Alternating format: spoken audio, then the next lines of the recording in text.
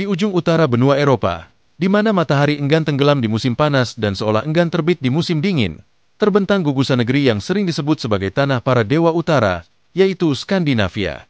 Nama itu sendiri membawa gema dingin dan keagungan. Pegunungan yang diselimuti salju, fjord yang dalam seperti luka purba di perut bumi, dan masyarakat yang hidup dengan tenang di antara modernitas dan mitologi. Skandinavia bukan sekadar wilayah geografis. Ia adalah suatu semangat, cara hidup, dan pandangan dunia yang telah berakar sejak zaman ketika orang-orang Viking berlayar menembus kabut utara untuk menaklukkan dunia. Kini, negeri-negeri yang mewarisi darah itu, Norwegia, Swedia, dan Denmark, sering pula disertai Finlandia dan Islandia dalam lingkup budaya Nordik, adalah contoh paling menarik tentang bagaimana sebuah peradaban bisa begitu maju tanpa kehilangan jiwanya.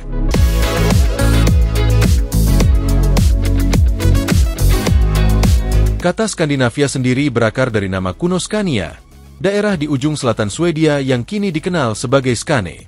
Dari sanalah istilah itu menyebar, dan kemudian digunakan untuk merujuk pada seluruh kawasan utara Eropa yang berbahasa serumpun, bahasa yang berasal dari cabang Jermanik Utara. Bahasa menjadi tali yang mengikat.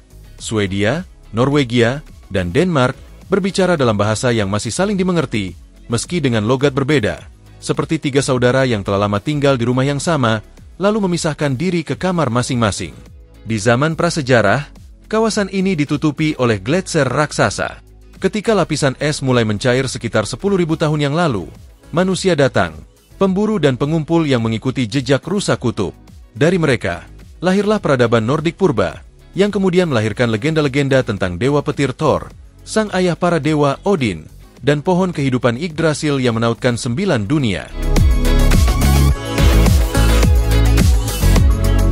Sekitar abad ke-8, sejarah Skandinavia memasuki masa yang paling terkenal, yakni era Viking. Mereka bukan sekadar bajak laut yang menjarah seperti sering digambarkan dalam film, tetapi juga pedagang, penjelajah, dan pemukim tangguh.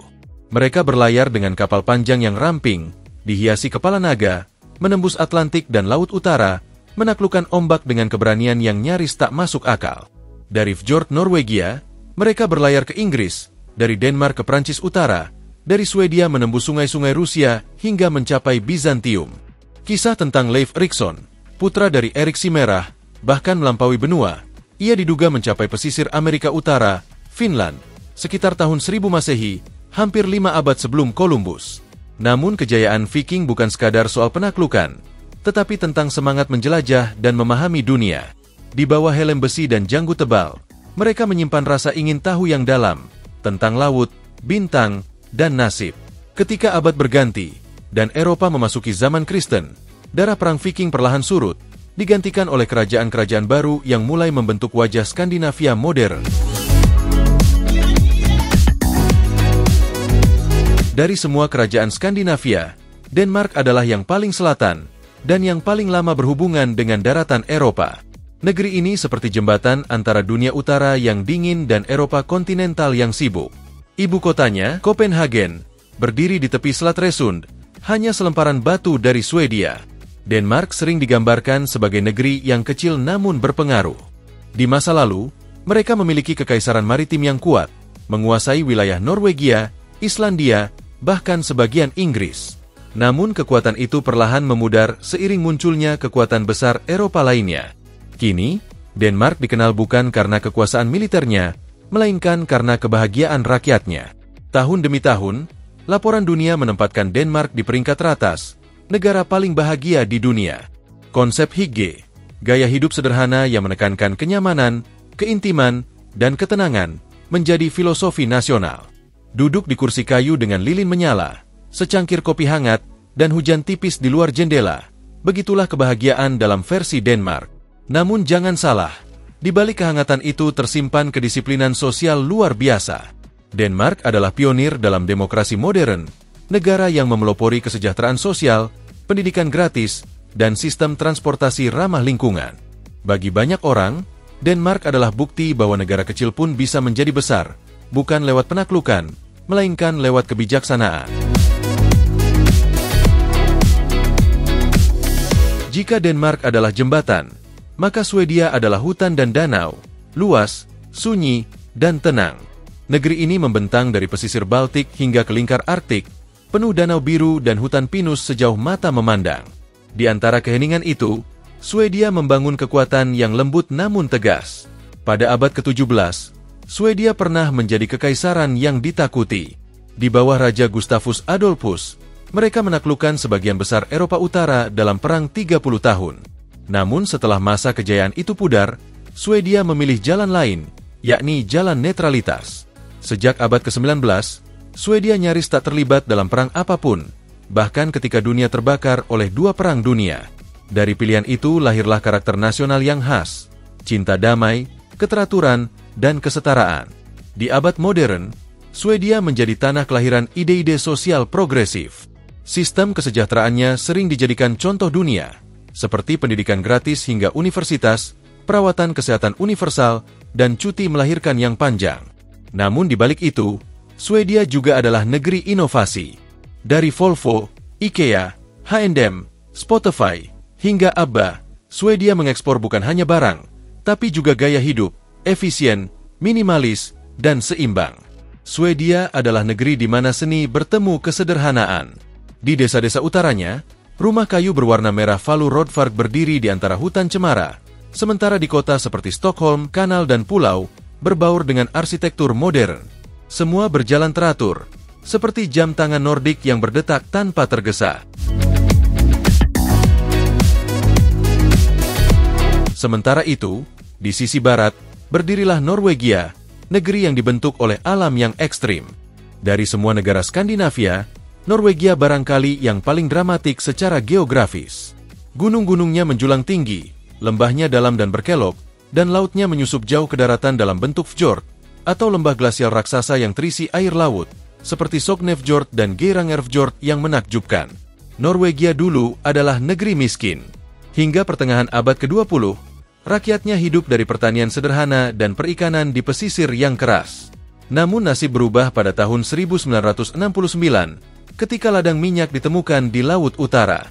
Dalam waktu singkat, Norwegia menjelma menjadi salah satu negara terkaya di dunia.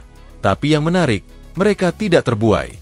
Alih-alih menghamburkan kekayaan minyak, mereka menyimpannya dalam Sovereign Wealth Fund, atau dana abadi negara yang kini nilainya ratusan miliar dolar, dikelola untuk generasi mendatang.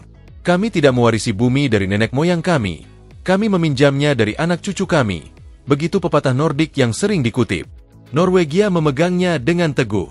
Mereka menjaga alamnya dengan disiplin, melarang eksploitasi berlebihan, dan menjadi pemimpin dunia dalam energi hijau.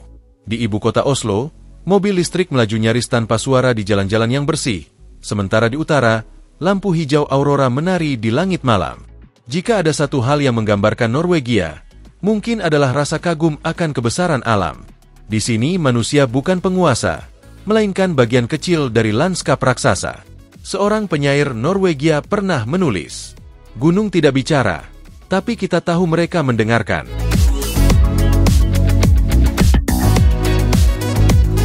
Meski secara teknis tidak selalu dimasukkan dalam definisi klasik Skandinavia, lebih tepat disebut bagian dari kawasan Nordik, Finlandia layak berdiri sejajar dalam kisah ini. Negeri ini seperti saudaranya yang pendiam, yang berbicara pelan tapi penuh makna. Finlandia dikenal karena keheningan, bukan keheningan kosong, melainkan ketenangan yang dalam. Di sini, ada lebih banyak danau daripada orang di banyak negara lain. Lebih dari 180.000 danau, dikelilingi hutan birch dan cemara.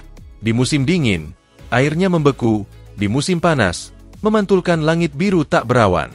Budaya Finlandia memuja keseimbangan antara manusia dan alam. Kata yang paling terkenal dari negeri ini adalah sisu. Sulit diterjemahkan, tapi kira-kira bermakna keteguhan hati tanpa menyerah. Sisulah yang membuat rakyat Finlandia mampu bertahan dalam perang melawan Uni Soviet di musim dingin 1939, dan sisu pula yang membuat mereka kini menjadi salah satu negara dengan sistem pendidikan terbaik di dunia. Seperti tetangganya, Finlandia pun selalu menduduki posisi teratas dalam indeks kebahagiaan global. Tapi kebahagiaan di sini bukan tawariuh, melainkan kedamaian sunyi, duduk di sauna, menatap danau beku, dan membiarkan waktu berjalan perlahan.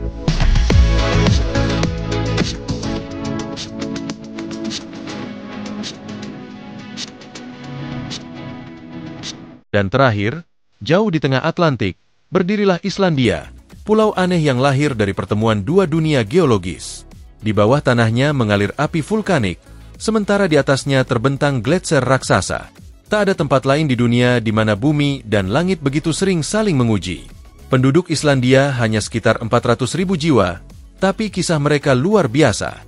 Mereka adalah keturunan Viking Norwegia yang berlayar ke barat mencari tanah baru, membawa bersama mereka ternak, kitab puisi, dan mimpi tentang kebebasan. Di pulau ini, mereka menulis saga, kisah heroik yang kemudian menjadi harta sastra dunia. Salah satunya, Jarl Saga, menceritakan persahabatan, dendam, dan hukum di tengah dunia yang keras, seolah miniatur jiwa Islandia itu sendiri. Meski kecil, Islandia modern menjadi pelopor dalam energi terbarukan. Hampir seluruh listriknya berasal dari panas bumi dan tenaga air. Ibu kotanya, Reykjavik, adalah kota yang hidup dari cahaya dan musik. Disinilah lahir musisi dunia seperti Björk dan Sigur Rós, yang menciptakan lagu-lagu seperti gema dari lanskap sunyi yang tak terjamah. Di musim dingin, malam panjang membentang hingga 20 jam. Namun di langit, cahaya menari, aurora borealis, yang di sini tampak lebih dekat daripada dimanapun di bumi. Orang Islandia menyebutnya dengan lembut, Norðurljós, atau cahaya utara. Dan mungkin, disitulah inti semua ini, cahaya yang menari di atas kegelapan, seperti simbol kehidupan di tanah yang keras namun indah.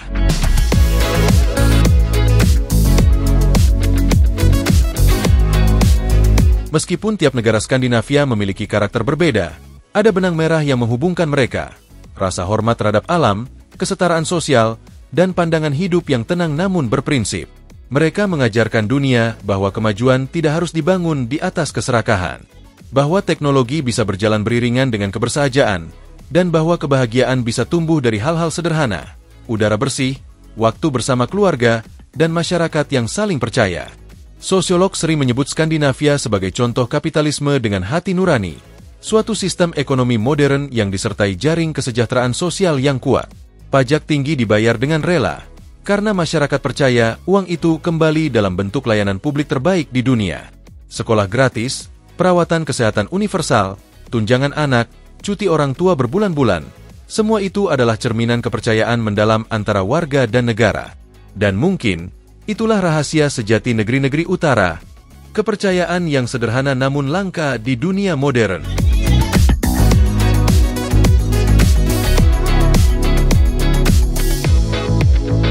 Di musim dingin, ketika matahari nyaris tak muncul selama berbulan-bulan, langit Skandinavia diselimuti malam panjang. Namun justru di saat itu, cahaya kecil tampak paling terang. Lilin di jendela Denmark, lampu hias di rumah Swedia, nyala perapian di kabin Norwegia, dan aurora menari di langit Islandia. Di tengah kegelapan itulah, mereka menemukan makna kebahagiaan, bukan karena mengusir gelap, tapi karena belajar hidup di dalamnya. Skandinavia mengajarkan dunia bahwa terang tidak selalu datang dari luar, melainkan dari cara manusia menjaga keseimbangan antara dirinya, sesamanya, dan alam yang melingkupi. Dan ketika cahaya utara menari di langit Arktik, kita tahu, di bawah sinar hijau itu, tersembunyi kisah panjang peradaban yang memilih damai di antara badai dan sederhana di tengah kemewahan dunia.